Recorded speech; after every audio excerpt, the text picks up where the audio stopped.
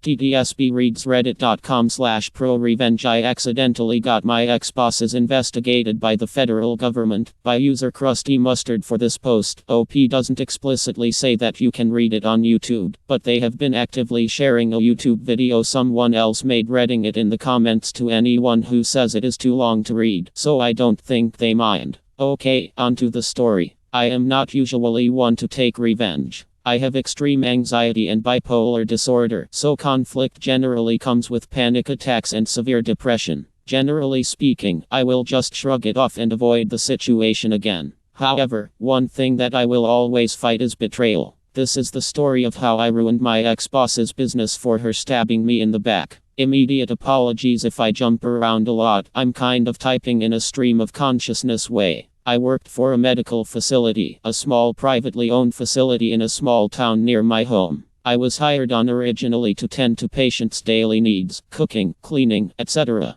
but moved up the ladder a bit as positions opened up, taking on whatever duties my boss, the owner, brought my way. At one point I had even been the medical billing manager, which I had zero experience in, but she threw me into because no one else was available for, until her daughter got out of jail, drug charges, at which point I was sent over to data entry. I didn't mind the data entry job. I'm good with numbers and organization, type fast, and am pretty computer literate. None of these positions came with any kinds of benefits though. Not once was I offered a raise for the positions I had taken, nor was I offered any extra benefits. The only raise I had gotten was a 50-cent increase, the standard 6-month raise, once in my almost 2 years at the job. Let me tell you about the structure of the company. The owner had started the company a little over 3 years before I had started, and she had absolutely no experience running any kind of company. Her sister was, but she felt like she needed to spread her wings and that this was God's plan for her and all that. Hiring was also a joke, as she employed several family members, including her ex-husband somehow, and gave them priority on everything. She had several foster children that she roped into the business and put them all in management positions, no matter how inexperienced and inept they were. A few of the managers were fresh out of jail on drug charges or on probation for some crime or another. I started working there to help myself, oddly enough. I had been unemployed for several years, as my anxiety and depression make it very hard to interact with others. I felt like this job was a good start to re-establish my life and build a future for myself and my amazing wife. I have a decent amount of debt due to some bad decisions. Depression makes you not really care about what happens to future you, and I was hoping to build up from the ashes and move forward with my life. Due to this though, I poured my heart and soul into this place, always striving to make it better, and this event killed me inside, as I was trying to put myself out there only to get stabbed in the back by someone I trusted. Now this company, because of its size and the owner's inexperience with running a medical facility, had a lot of problems. Bills not going out on time, unsecured networks, unheard patient complaints, the list goes on. While I became more ingrained in the fabric of the facility, I started to notice a lot of fixes that needed to take place for organizational and security reasons, including a couple major HIPAA violations that needed to be fixed. When I went in that Friday, I did my normal routine data maintenance tasks, then went up to the front to see if the office manager, not one of the owner's relation, had anything that needed to be done.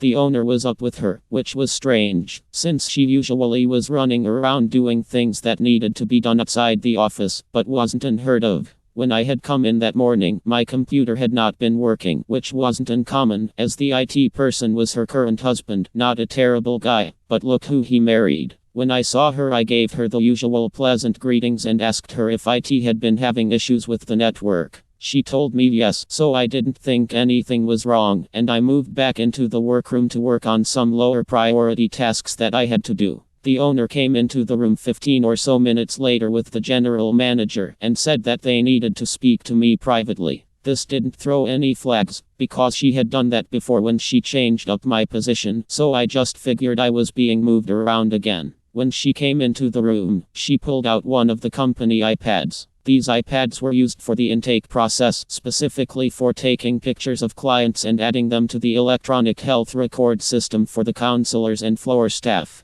I had been thrust into the intake process after the administrator handling intakes was terminated. I don't have much experience with Apple products specifically, so I did exactly what she told me to do to send the images to our system. She asked me to come around to show me something. She pulled up the screen and showed me that the iPad was registered to a person that was not affiliated with the facility at all. I later found out who it was. That'll be another reveal a bit later. This is not okay. This is a HIPAA violation and we could get in a lot of trouble for this. This was a company iPad, splash screen and all. I had no reason to believe that it wasn't secured for any reason. Besides, that wouldn't be the employee's responsibility, especially when the owner herself had told them to use it in the way they were using it. I didn't feel that it was my problem in the slightest, as I was not the only one who had used the device for exactly the same thing. I try my best to solve problems when they happen, rather than dwell on the problem, especially when it would be time sensitive to fix to prevent violations and fines. I asked, okay, how can we fix this? I'm willing to help.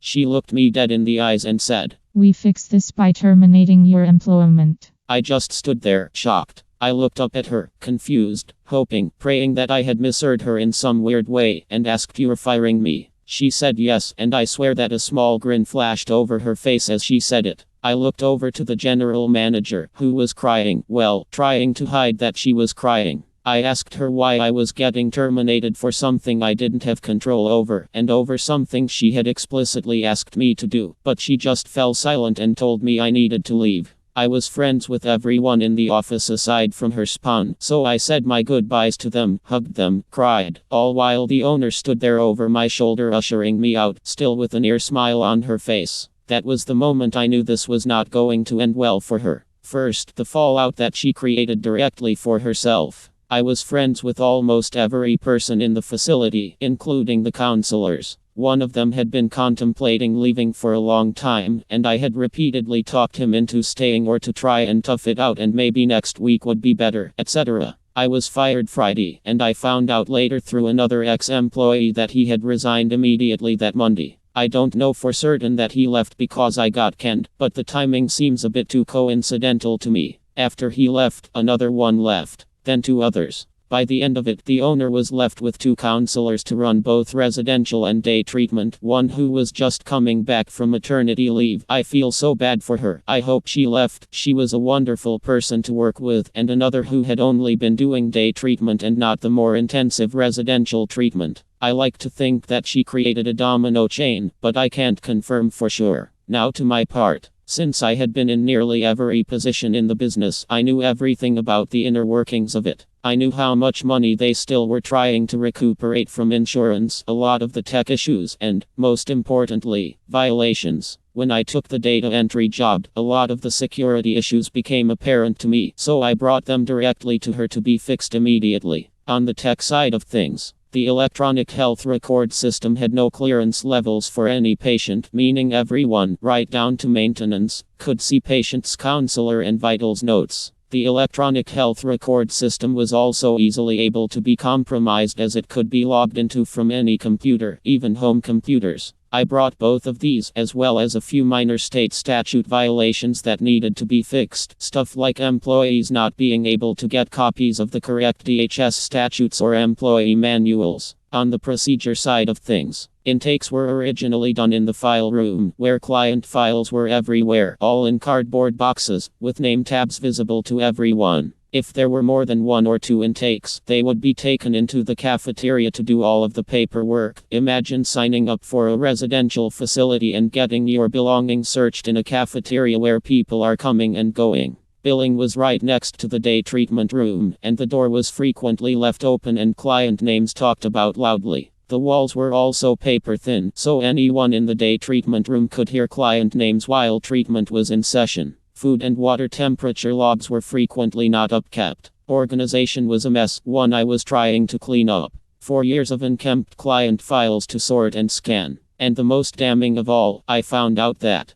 the owner and her daughter had been upcharging old clients' insurance, and both the owner and her daughter had been using drugs. I can't 100% confirm personally that the owner was, but I saw the daughter use a pill bottle of Suboxone, buprenorphine, that was not hers. The owner had been accused by an ex-coworker who had bolted immediately without warning. As soon as I got home, I was still in shock, and just sat at my computer and cried. I had given everything up to this place, sacrificed countless hours of my time. Overtime was paid, but you were reprimanded if you went over, and I was over nearly every week doing extra tasks that needed to be done, and even set back my own mental health recovery a significant amount, all in the name of progress. That sadness slowly turned to rage. I'm not normally a person who gets angry. I have an exceptionally long fuse, but when I get mad, I get mad. So I set my plan into action. After I signed myself up for unemployment, I started making some calls. I called the Department of Health Services and lodged a complaint against the facility, stating all of the privacy violations I knew.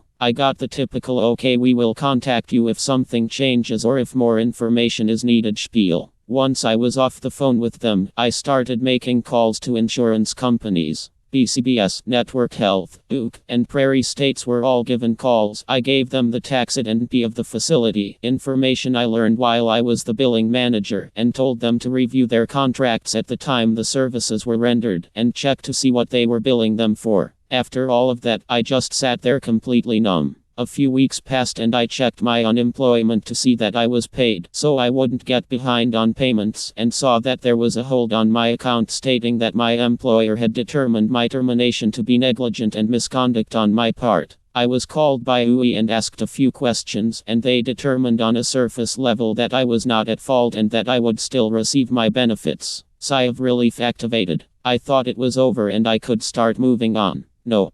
I got a letter in the mail stating that my ex-employer was appealing the decision, and that if the judge determined that I was at fault, not only would my benefits be cut, but I would also get my wages garnished once I did get a job to pay back everything that had been paid out. A few panic attacks later, and I'm reading everything. I'm reading up on statutes and reading through all of the evidence the owner had submitted, writing notes on my computer about all of the inconsistencies and errors in her statements. 4 pages later, and I start seeking out ex-coworkers who had worked there and left. I contacted the person I stated earlier, the one who bolted without warning, and asked her if she'd be willing to testify. She initially accepted, but then declined as she was actually key in an investigation against them as well. Hers had to deal with the counselor side of things. I'll try to explain this the best I can without giving away too much. One of the counselors had a specialization, and she was the only one who was qualified to provide that service. When she left, she was replaced with a counselor who had the in-training qualification, so she was supposed to be supervised by a medical director with that qualification. The owner did not have that, but the entire time had been advertising, providing, and billing that qualifications services. I hope that wasn't too confusing.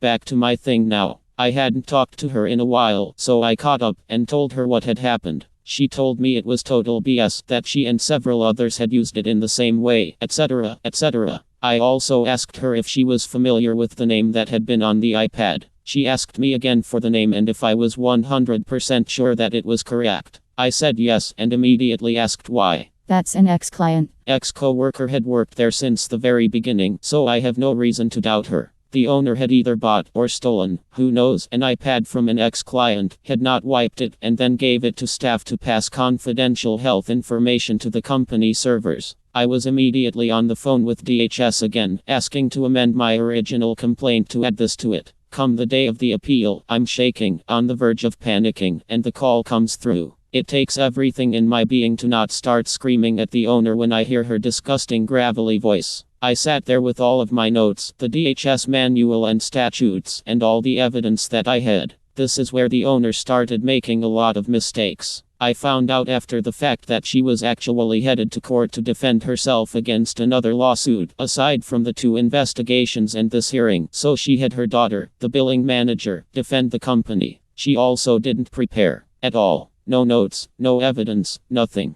She apparently thought so much that she was going to win that she was just going to wing it. The judge starts asking her daughter questions, to which the owner, who apparently was in the car with her daughter on the way to the courthouse, started coaching her answers. The judge had to ask her multiple times to stop giving answers to the questions asked, as she was not listed as a witness and was not defending the company. She didn't actually stop, but she had to go to court like 15 minutes in, so her daughter was left to defend them. Now, in my state, if you file an appeal, it is your responsibility to provide a case, burden of proof. Apparently neither the owner nor the daughter knew this, as they simply did not have a case. The judge asked them what happened, and she lied. A lot. To the point where the judge even pointed out inconsistencies in what was being told to her, and had to even remind her that she was under oath and lying could result in a perjury charge. The absolute nail in the coffin were the questions I asked. Was I the only one using that device? Daughter. I don't know.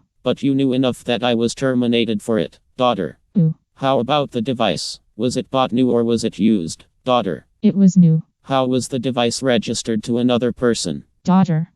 And do you know who the person was that it was registered to? Daughter. No. An ex-client. Things went on like that for a bit, then the judge chimed in. Judge. Wait, what statute did he specifically violate? Daughter. He violated HIPAA. Judge. Can you give me a specific state statute? Daughter. No, but if you can wait like 30 minutes, I could ask my mom. Judge. No, you were given plenty of time to prepare a case. Once this call ends, it's over. I sat there and smiled. I knew I won before the call even ended. We were told a decision would be mailed to us in 5-7 days, or sooner if the judge came to a verdict sooner. I got a letter 2 days later saying I had won. All of that was great and all, but owner's daughter had accidentally stuck a few more nails in the company. The situation with the iPad was brought up to DHS automatically, as it was a potential HIPAA violation. I received a call a week or so later from a private investigator, who took a statement about the iPad. I told him I had filed a complaint a few months ago, and I had stated everything else that had been going on. I got the same "we'll contact you with any further questions" speech, and I thought that was the end of it. Until I got another letter. I saw DHS and was immediately thinking they had found a way to appeal the appeal, and started panicking.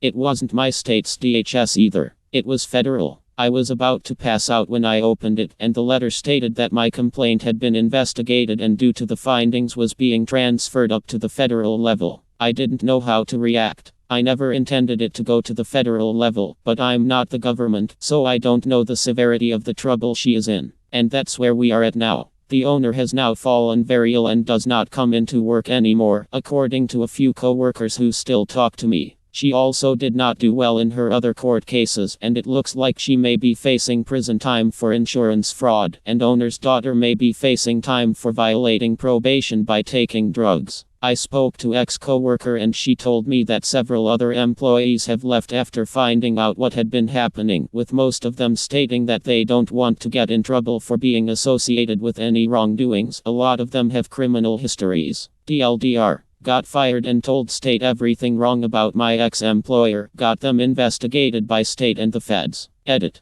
Thanks so much for the support and the gold. I will definitely try to keep everyone updated once the dust settles. Also, I am not great with Reddit formatting, but I finally figured out to format it in actual spaced out paragraphs, so hopefully it's a bit easier to read. Thanks again everyone. Context update. In that massive insane text wall I did forget to mention a few things about the owner and her daughter, and I have gotten questions about it, so here goes. The owner was originally a very nice person. She genuinely cared about the employees and her clients, to the point where she sent all the staff on a spa day, girls one day, guys another. Sometime around November 2018 she started to get more petty and nitpicky, and seemed to dismiss a lot of employee and client complaints as overreacting. I don't know why this started, but she ceased to be the caring person she was and became a greedy, self-centered jerk, and her daughter goaded her behavior on. She and her daughter became champion gaslighters. They both knew that I was taking medications that could give me memory problems, and they abused that knowledge, accusing me of not doing things or doing them wrong to pin mistakes on me. It became a problem to the point where I had to start taking notes of what was being said so I could point to them as verification that I had done what was asked. When I was moved over to data entry, roughly Jan 2018, she gaslighted me into thinking I had accomplished nothing while in the office, and literally called me a failure to my face. All of this was tragic, because she really was a good person for quite some time.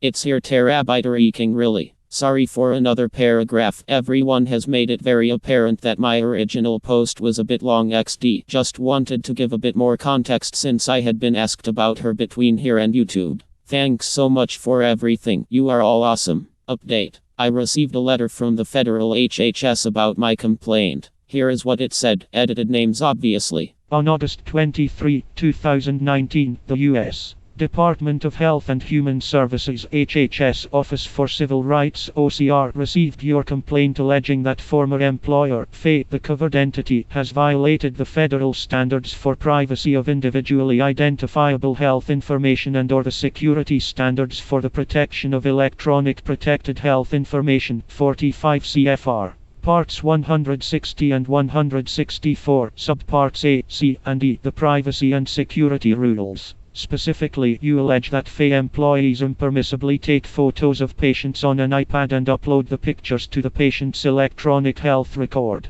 You also allege that FE verbally discloses protected health information (FI) by talking loudly in open spaces and conducting new patient intakes in rooms with patient files that are visible and unsecured. This allegation could reflect a violation of 45 CFR 164.530C. Thank you for bringing this matter to OCR's attention. Your complaint is an integral part of OCR's enforcement efforts. OCR enforces federal civil rights laws which prohibit discrimination in the delivery of health and human services based on race, color, national origin, disability, age, sex, religion, and the exercise of conscience, and also enforces the Health Insurance Portability and Accountability Act, HIPAA, privacy, security and breach notification rules. A covered entity must maintain reasonable and appropriate administrative, technical, and physical safeguards to prevent intentional or unintentional use or disclosure of FI in violation of the privacy rule and to limit its incidental use and disclosure pursuant to otherwise permitted or required use or disclosure. 45 CFR 164.530C. For example, such safeguards might include shredding documents containing protected health information before discarding them, securing medical records with lock and key or passcode, and limiting access to keys or passcodes. We have carefully reviewed your complaint against FE and have determined to resolve this matter informally through the provision of technical assistance to FE. Should OCR receive a similar allegation of non-compliance against FE in the future, OCR may initiate a formal investigation of that matter.